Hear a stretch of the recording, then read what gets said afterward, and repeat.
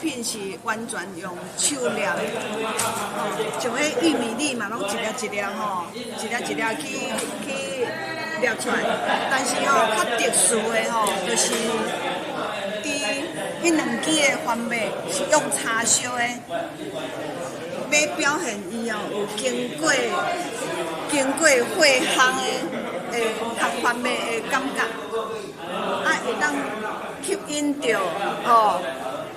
出油的时阵，就一阵阵的香味就走出来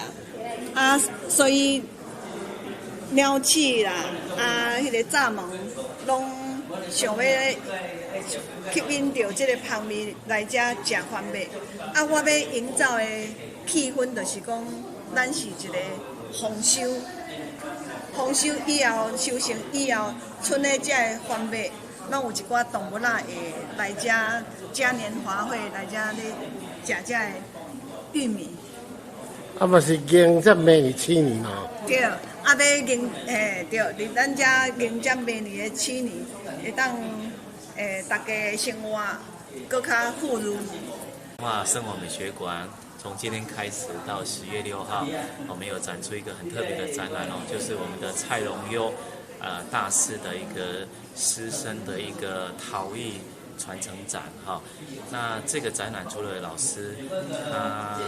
非常有名的这个作品哈，荣荣的这个作品以外，还有他的28位的师生哈，一同共同的一个创作展哈，在我们国立彰化生活美术馆哈展出。那我们欢迎中部地区的民众，趁着我们中秋佳节，是不是来跑一趟生活美学馆来欣赏一下我们这些陶艺大师他们的一个精彩的作品